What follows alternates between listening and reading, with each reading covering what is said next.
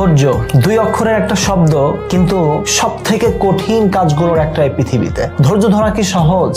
সহজ না। ধৈর্য ধরা মানে নিজের খারাপ সময়টাকে একা একা ফেস করে সামনে আগানো। ধৈর্য ধরা মানে নিজের মন খারাপ কান্নাকে হাসির মাধ্যমে লুকিয়ে রাখা। ধৈর্য ধরা মানে নিজের সেই দিনটার জন্য অপেক্ষা করা যে দিনটায় আপনার প্রতি হওয়া অন্যায়, অবহেলা, অবিচারের শেষ হবে। ধৈর্য ধরা মানে আল্লাহর উপর বিশ্বাস রেখে সামনে আগানো। ধৈর্য ধরা মানে নিজের সব প্রতিকূলতার বিরুদ্ধে গিয়েও নিজের জীবনকে এগিয়ে নিয়ে যাওয়া, নিজের স্বপ্নের পেছনে ছোটা। ধৈর্য সহজ না। এই পথ আপনার একলাকেই পাড়ি দিতে হবে। এই পথে আপনার কোনো সাথী থাকবে না। আপনার যত কাছের মানুষই হোক, আপনি তাদের পাশে পাবেন না। তাই আশাহত হয়ে থেমে যাবেন না, ভুল কিছু করবেন না। কষ্ট, কান্না, প্রতিকূলতা, পরিশ্রম সবটা মিলিয়েই না আমরা বড় হই, সবটা মিলিয়েই না আমরা সফলতা শিখি। তাই ধৈর্য ধরেন আর remind yourself, indeed Allah is with those who are patient। যারা ধৈর্যশীল তাদের সাথে আল্লাহ আছেন।